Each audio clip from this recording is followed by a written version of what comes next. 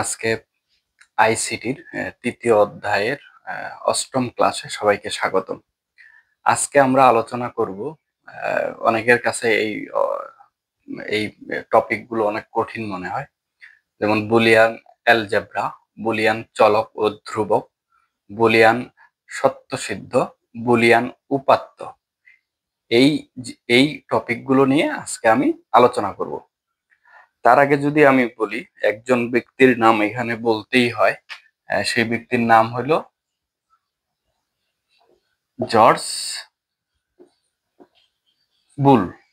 এই জর্জ বুল ব্যক্তি কি করে? সর্বপ্রথম এই যে গণিত তত্ত্ব ও যুক্তির মধ্যে কি করে, যুক্তির উপর ভিত্তি করে এক ধরনের অ্যালজেব্রা তৈরি করেন। এই এই যে অ্যালজেব্রাটা তৈরি করে, এই অ্যালজেব্রাটাই হচ্ছে বুলিয়ান অ্যালজেব্রা। তার মানে এই ব্যক্তিটা যে কাজটা করে, যে গণিত ও যুক্তির মধ্যে এই সম্পর্কটা আবিষ্কার করে। কি করে? গণিত ও যুক্তির মধ্যে এই সম্পর্কটা আবিষ্কার করে। সম্পর্কটা কিরকম? যে ধরা গেল যে আমি দুইটা ইনপুট নিব, এদিকে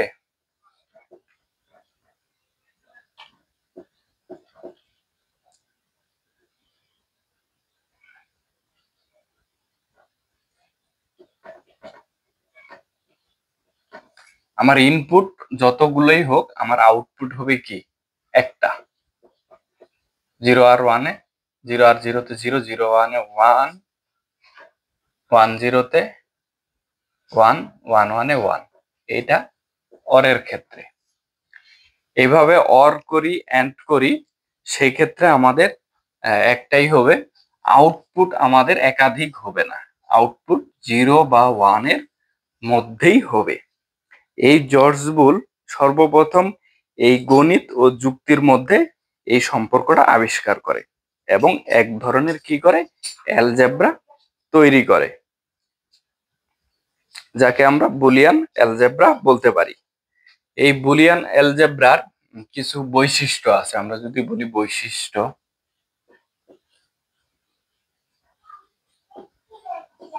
এই বুলিয়ান অ্যালজেব্রার কিছু বৈশিষ্ট্য আছে। বৈশিষ্ট্যগুলো কি?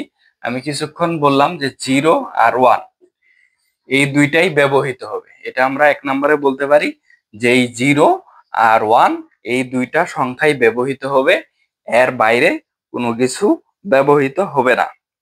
এই জায়গাটা কি হয়? আমি যদি বলি যে এটা দশমিকের চেয়ে সহজ, দশমিকের চেয়ে সহজ, কেননা 0 আর 1 দুইটা সংখ্যা থাকায় এটা দশমিকের চেয়ে সহজ। এই জায়গাটাতে কি করা যায় না?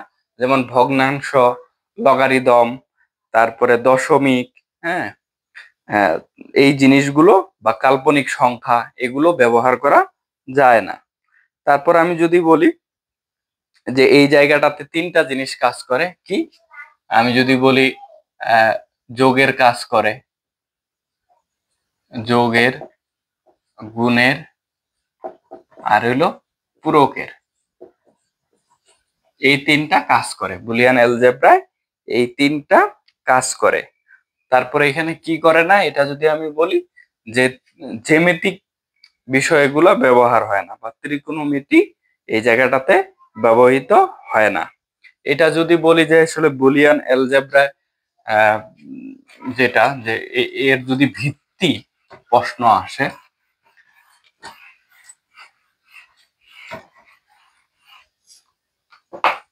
তাহলে এই বেস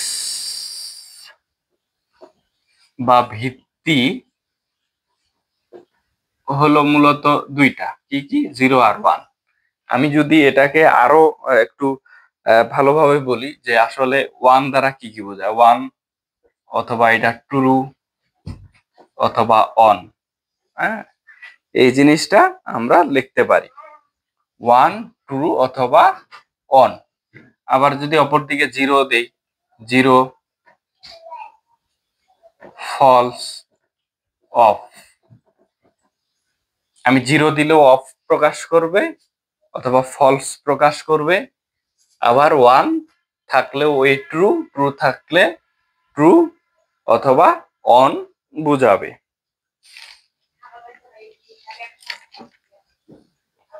তারপর আমি যদি বলি বুলিয়ান অ্যালজেব্রার অপারেটর,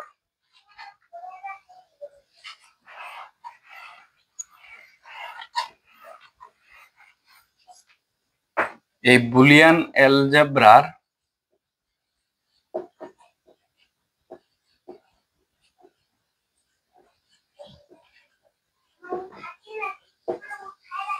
অপারেটর, অপারেটর গুলো কি কি, যে যেমন এন্ড এর ক্ষেত্রে আমরা জানি কি এই গুণ, এটা অপারেটর। অরের ক্ষেত্রে যোগ, এটা একটা অপারেটর। আর যদি আমরা নট বলি, নটের ক্ষেত্রে এই পূরক চিহ্ন। এই তিনটা অপারেটর আমাদের ব্যবহৃত হয়। আমরা যদি ঠিক অপারেশনের কথা বলি, যে বুলিয়ান অপারেশন, বুলিয়ান অপারেশন যদি আমরা বলি, সেই ক্ষেত্রেও মৌলিক অপারেশন অথবা বুলিয়ান অপারেশন যদি আমরা বলি, সেই ক্ষেত্রেও এই তিনটা নাম আসবে। এই তিনটা নাম আসবে যদি বুলিয়ান অপারেশন বলে অথবা মৌলিক অপারেশন বলে, তাহলে এই তিনটার নাম আমরা বলবো। এরপরে যদি বলি বুলিয়ান অ্যালজেব্রার কিছু সূত্র আছে, তার মধ্যে আমি নামগুলো লিখে দেই।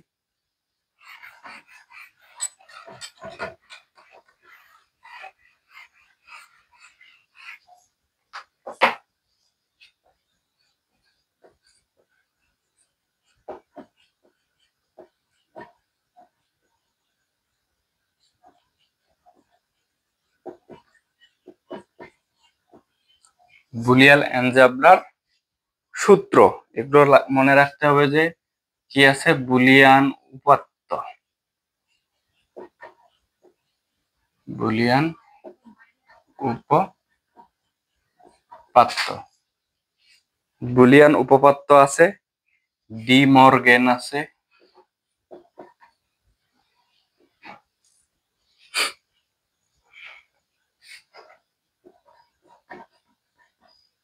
আরেকটা আছে আমাদের দ্বৈত নীতি।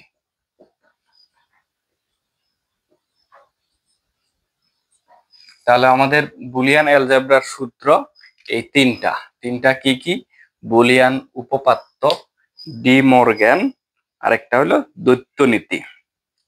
তারপরে আমাকে যদি এইভাবে বলে যে আসলে এই প্রশ্নটাও হইতে পারে কি, যে বুলিয়ান চলক অথবা বুলিয়ান ধ্রুবক অথবা বুলিয়ান পূরক, এই প্রশ্নগুলো যদি আমার হয়, তাহলে চলক আমরা জানি কি, চলক হলো ভেরিয়েবল। চলকটা কেমন, আমি যদি বলি a ইকুয়াল 5, আবার a ইকুয়াল 6ও লিখতে পারি। এই যে a, এটা হলো বুলিয়ান চলক, তার মানে এর মধ্যে 5 আসলো। হ্যাঁ, এটা কি স্বরূপ কাজ করে, এরকম পাত্র স্বরূপ।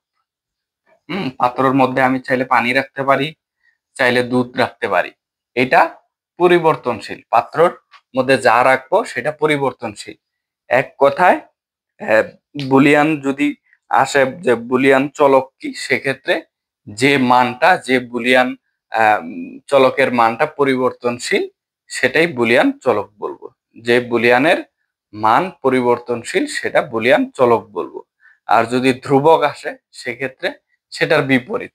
যেমন ধ্রুবক আমি 5 কে বলতে পারি, 6 কে বলতে পারি, 5 5ই, এটার কোনো পরিবর্তন নাই। 6 6ই, এটার কখনো পরিবর্তন হবে না। 5টা কখনো 6 হবে না, 6টা কখনো 5 হবে না। এটা আমি ধ্রুবক বলতে পারি, বুলিয়ান ধ্রুবক। এটা পরিবর্তনশীল না। এই জায়গায় যদি আমি বলি যে রাশির মান বা যে রাশির মান অপরিবর্তনশীল, সেটাই বুলিয়ান ধ্রুবক।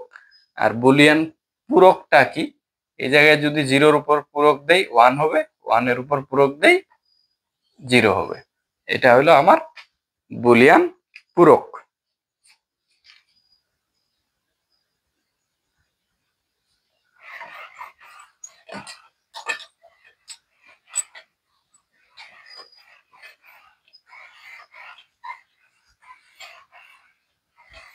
এরপরে যদি আমি একটা টপিক নিয়ে আলোচনা করি, সেটা হবে বুলিয়ান সত্যসিদ্ধ।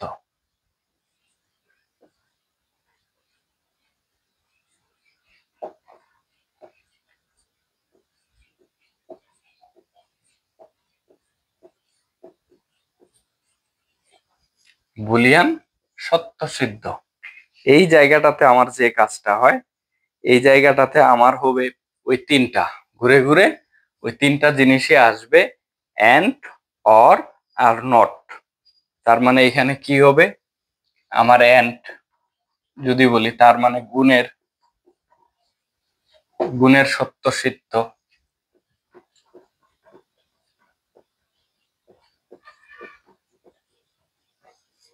এরপরে যদি বলি আমি অর,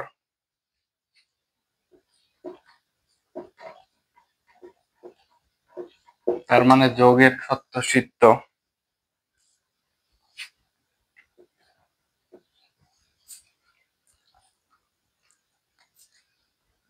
এরপরে বলতে পারি পূরকের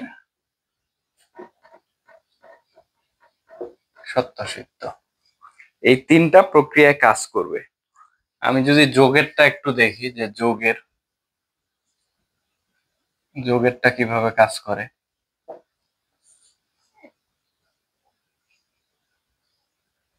প্রথম গুণের আছে, গুণেরটাই দেখি।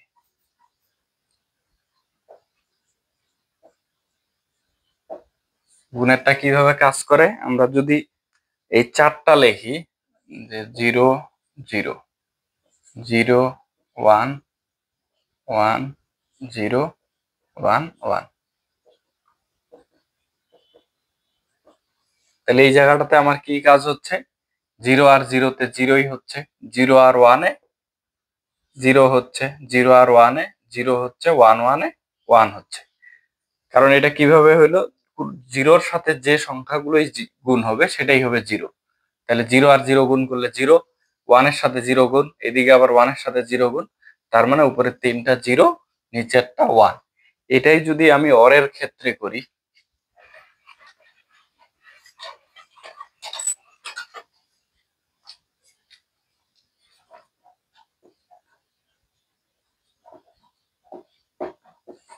যোগের ক্ষেত্রে 0 যোগ 0, 0 যোগ 1, 1 যোগ 0, 1 যোগ 1, তাহলে এই জায়গায় হচ্ছে আমার 0, এই জায়গায় হচ্ছে 1, এই জায়গায় হচ্ছে 1, এই জায়গায় 1, তার মানে একটা 0, বাকি সব 1। আর পূরকের ক্ষেত্রে এর আগে তো দেখাইলাম সেটাই, পূরকের ক্ষেত্রে কি, যদি 0-র উপর থাকে 1, 1-এর উপর পূরক থাকলে 0। তাহলে এটা হইলো আমার বুলিয়ান সত্যসিদ্ধ। এই এই এই তিনটা, যে গুণের, যোগের, পূরকের, এই কয়েকটাই হলো আমার বুলিয়ান সত্যসিদ্ধ। তারপরে আমরা যাব এরপরে বুলিয়ান দ্বৈত নীতিতে যাব।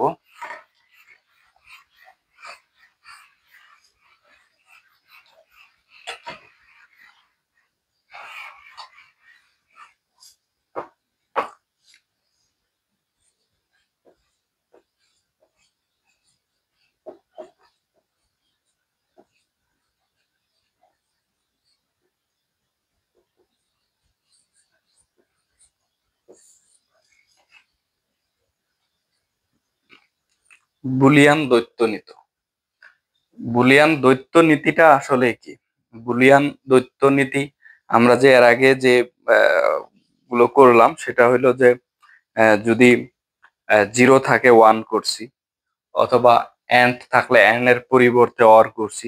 এটা যদি আমরা বইয়ের ভাষায় বলি, যে বুলিয়ান অ্যালজেব্রায় ব্যবহৃত সকল উপাত্ত বা সমীকরণ যে দুটি নিয়ম মেনে একটি বৈধ সমীকরণ থেকে কি হয়, অপর একটি বৈধ সমীকরণ নির্ণয় করা যায়, তাকে বুলিয়ান দ্বৈত নীতি বলে। এক কথায় বুলিয়ান অ্যালজেব্রা অর এন্ড এর সাথে সম্পর্কযুক্ত সকল উপাত্ত বা সমীকরণই হলো দ্বৈত নীতি মেনে চলে। তার মানে এই জায়গাটাতে কি হয়েছে, যে বুলিয়ান অ্যালজেব্রায় ব্যবহৃত সকল উপাত্ত বা সমীকরণ যে দুটি নিয়ম মেনে চলে, মানে যেহেতু দ্বৈত নীতি বলছে, এখানে কি করে, দুটো নিয়ম মেনে চলে একটি একটি বৈধ সমীকরণ থেকে আরেকটি বা অপরটি বৈধ সমীকরণ নির্ণয় করা যায়, তাকেই এটা আমরা বলবো। এই নিয়মগুলো কি কি হচ্ছে, যে যদি জিরো থাকে, এক নম্বরে যদি জিরো থাকে, তাহলে জিরো আর ওয়ান এর মধ্যে পরস্পর বিনিময় কি করলে কি হবে, যে জিরোকে ওয়ান করা অথবা ওয়ানকে জিরো করা, এটা হবে পরস্পর বিনিময়। পরস্পর বিনিময়, জিরো আর ওয়ান এর মধ্যে পরস্পর বিনিময়। ঠিক দুই নাম্বারটাও, যে অর আর এন্ড আছে, এই দুইটার মধ্যেও পরস্পর বিনিময়। এই দুইটার মধ্যে পরস্পর বিনিময় হলে কি হবে, যে অর থাকলে অরকে এন্ড বানানো, অথবা এন্ড থাকলে এন্ডকে অর বানানো। বুলিয়ান দ্বৈত নীতি হলো এই দুইটা জিনিসের উপর নির্ভর করে।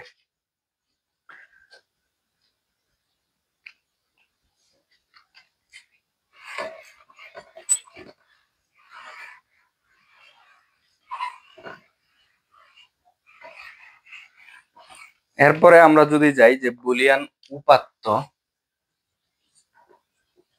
বুলিয়ান উপপাদ্য। এই বুলিয়ান উপাত্তটা আসলে প্রথম তৈরি করে 1940 সালে। 1940 সালে ই.ভি.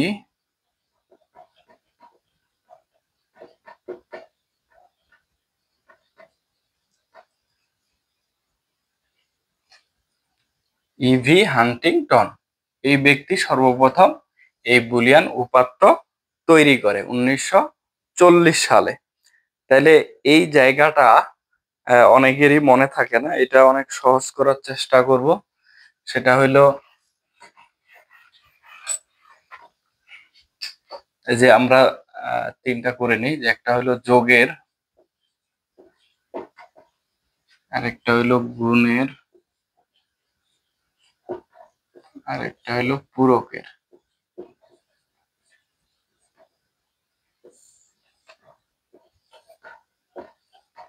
এখানে যেভাবে কাজগুলো হয়, আসলে যোগেরটা যদি আমি লিখি সূত্রগুলো, এই উপাত্তগুলো a+0 a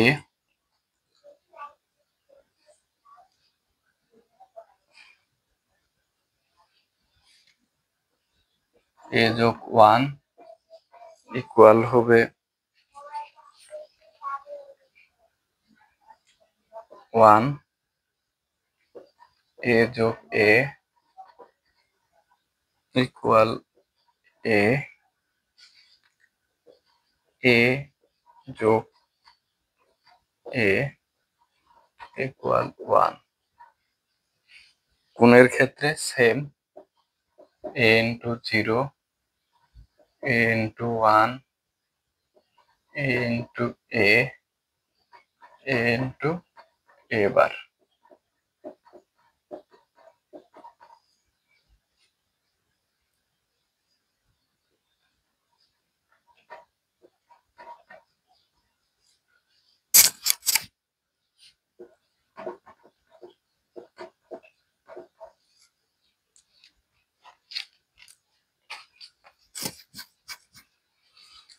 আসলে এই জায়গাটাতে কয়েকভাবে মনে রাখা যায়। একটা ওয়ে হইলো প্রমাণ করে,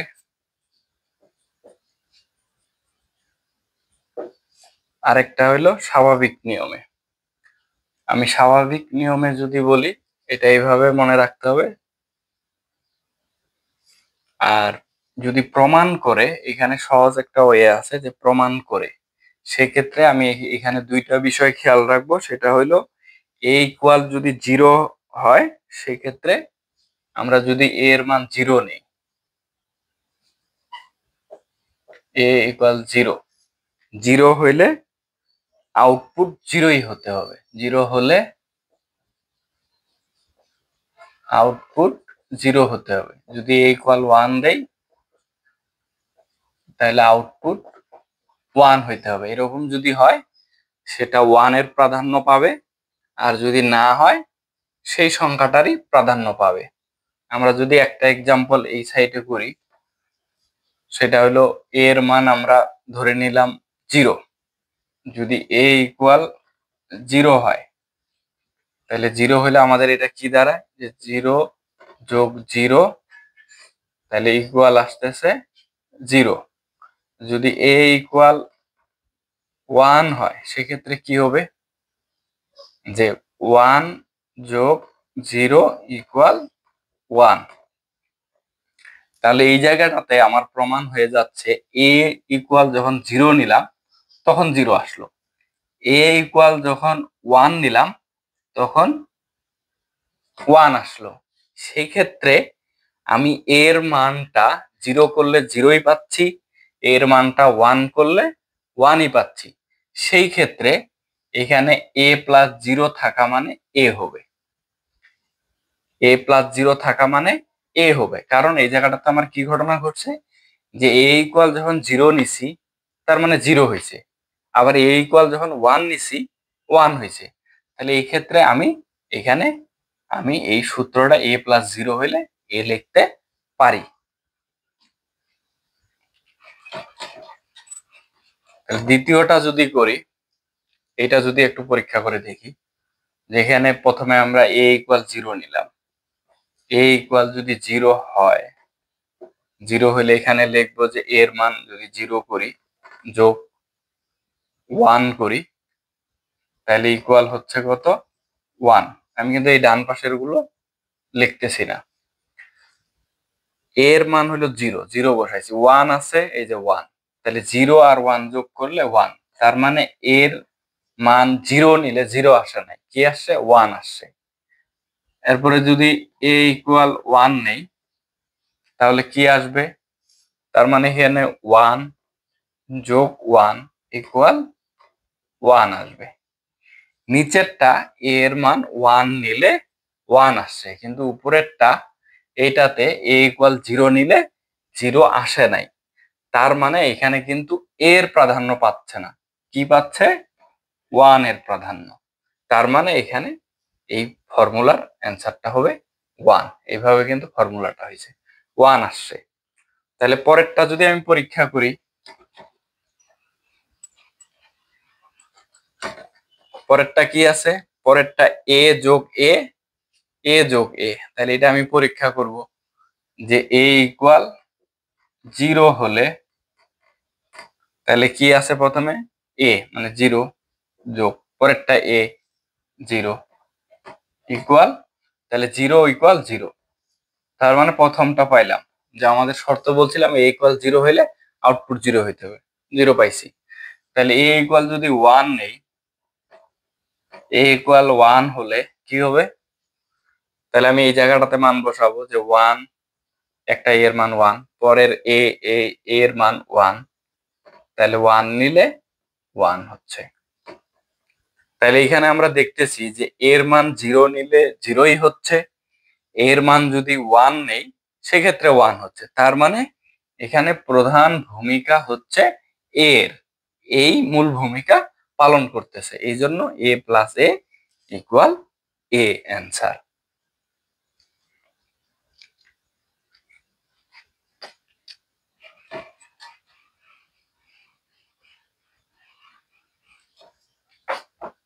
তারপরে যদি নিচেরটাতে আমি আসি, নিচেরটা কি আছে, যে প্রথমে a ইকুয়াল 0 ধরলাম, তাহলে আমি এই জায়গাটাতে কি কাজ করব, 0 0 লিখলাম, যোগ, তারপর এর উপর পূরক, তার মানে 1, এর উপর পূরক, এ যদি 0 হয় পূরক থাকাতে সেটা 1 হয়ে যায়। তার মানে এটা কি হলো, 0 আর 1 যোগ করলে 1। এরপরে যদি আমি a ইকুয়াল 1 হলে,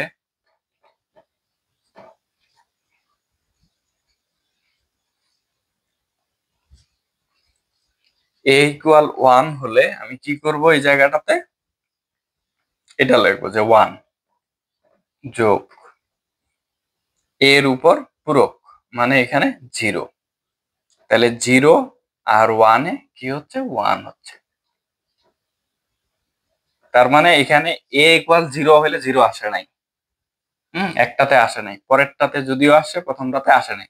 আমাদের শর্ত হইলো এ ইকুয়াল 0 হইলে 0 হইতে হবে, এ ইকুয়াল 1 হইলে 1 হইতে হবে, কিন্তু সেটা হয় নাই। সেক্ষেত্রে আমরা দেখছি যে 1ই আসে দুইটা, তার মানে এর প্রাধান্য পাবে না, এখানে 1 এর প্রাধান্য পাবে, যে 1 দুইটা আউটপুটে আসে। তাহলে আমার এ প্লাস এর উপর পূরক ইকুয়াল 1 পেয়ে গেলাম। তারপরেরটাতে যদি আমি যাই গুণের ক্ষেত্রে,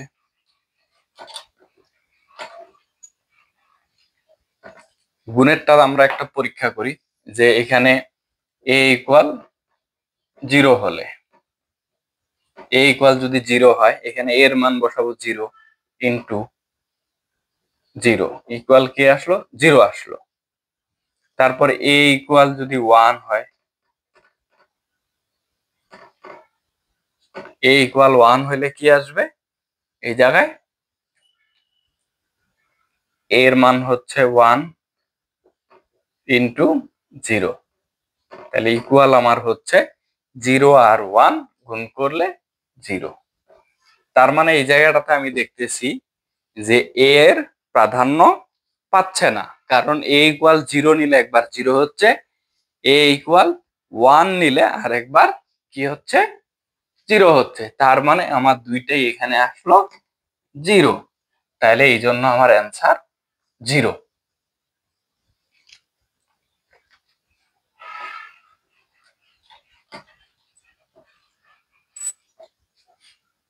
এরপরেরটা যদি আমরা করি, এটা করি এ ইকুয়াল 0 নিলে কি হয়, 0 ইন্টু 1, তাহলে ইকুয়াল আসতেছে 0। এরপরেরটা এ ইকুয়াল 1 হলে কি হবে, 1 ইন্টু 1 ইকুয়াল 1। তার মানে এটা আমাদের মিলতেছে যে এ ইকুয়াল 0 হলে 0 আসতেছে, এ ইকুয়াল 1 হলে 1 আসতেছে, তার মানে এই প্রাধান্য পাবে। তাহলে দেখেন এই জায়গাটাতে কি এ অ্যান্সার, যেহেতু এ প্রাধান্য পাইলো। তাহলে সর্বশেষ আরেকটা আছে, এটাও এটা না, এটা করলাম। তারপরে এ ইন্টু এ আছে, এটাও দেখাই, এ ইন্টু এ।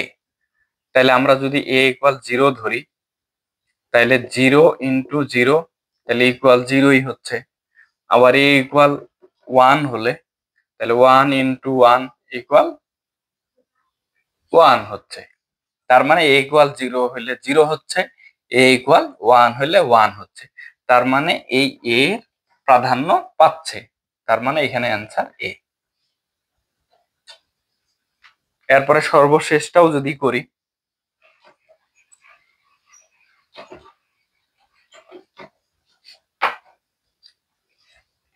তাহলে এখানে এ ইকুয়াল যদি 0 হয়, 0 হলে এখানে 0 ইন্টু এর উপর পূরক, যেহেতু 0টা 1 হয়ে যাবে, 1 ইকুয়াল 0।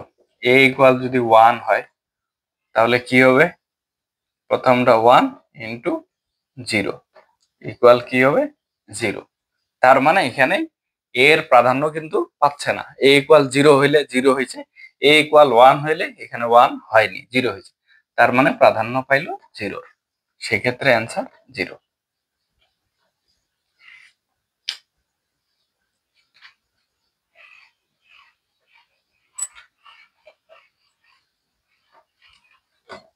পূরকের ক্ষেত্রে এটা যদি আমরা বলি, এরকম যদি ডাবল থাকে, ডাবল পূরক থাকলে পূরক পূরক ফিনিশ হয়ে যায়। এই যে ডাবল পূরক আছে, পূরক পূরক ফিনিশ হয়ে গেছে, তখন শুধু এ হয়ে গেছে অ্যান্সার। এটাই হলো আমাদের মূলত বুলিয়ান উপাত্ত, বুলিয়ান উপাত্তের কয়েকটা নিয়ম। এরপরে কিছু কিছু নিয়ম আছে, কিছু কিছু আছে, যেমন বিনিময় উপাত্ত, উপপাদ্য, অনুষঙ্গ উপপাদ্য, বিভাজন উপপাদ্য, তারপর সহায়ক উপাত্ত। এই উপপাদ্যগুলো আমার প্রত্যেকটাই জানতে হবে। আমি যখন সরল সমীকরণগুলো করতে যাব সেক্ষেত্রে এই প্রত্যেকটাই আমাকে জানতে হবে।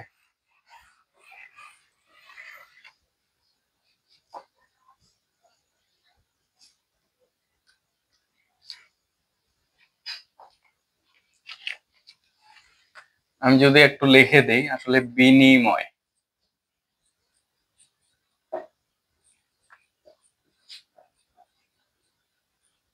বিনিময় উপপাদ্য।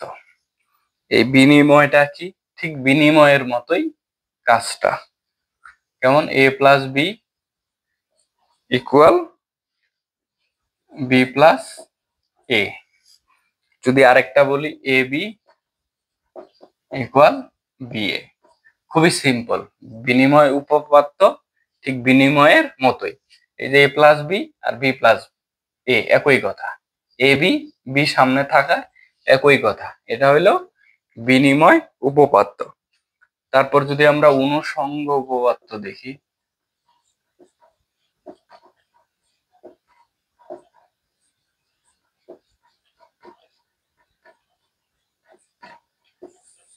অনুষঙ্গ উপপাদ্য, তাহলে এই ক্ষেত্রে অনুষঙ্গটা কেমন? যে A plus B plus C, এটা যখন থাকবে, এটাই আবার এই জায়গায় লিখবো যে কি এ প্লাস বি প্লাস সি। শুধু এই জায়গাটাতে এই ব্র্যাকেটটা শেষে হয়েছিল, এই ব্র্যাকেটটা এখন শুরুতে হবে। যোগের ক্ষেত্রে। যদি গুণের ক্ষেত্রে হয় ঠিক এটাও সেম, এরকম তিনটা লিখলাম।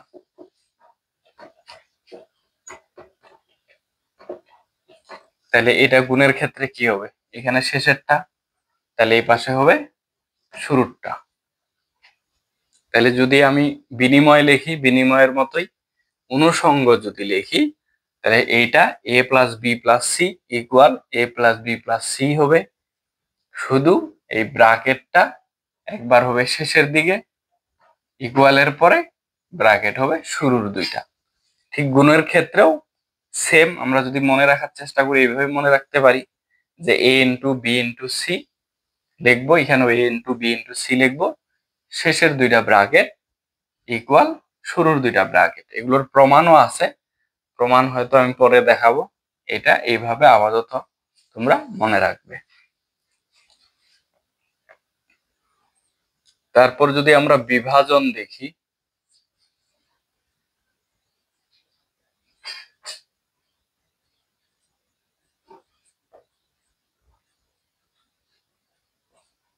বিভাজন উপপাদ্য,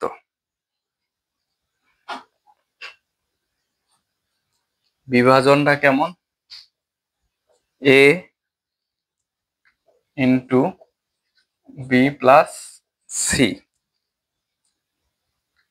একটু এদিক থেকে লিখি, A into B plus C equal A B plus AC.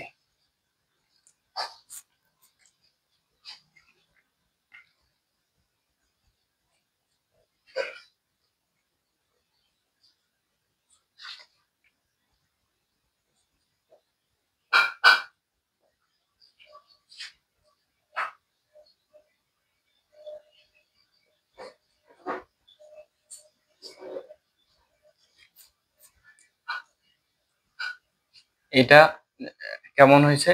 A into B plus C. সেক্ষেত্রে এটা যদি এটার সাথে গুণ করি, এ বি আর এসি, আর এটা কি হয়েছে? এ প্লাস বিসি। যদি এরকম থাকে সেক্ষেত্রে এ প্লাস একবার বি, এ প্লাস আর একবার সি। খুব সহজ। এরপর যদি সহায়ক উপপাদ্যটা দেখি,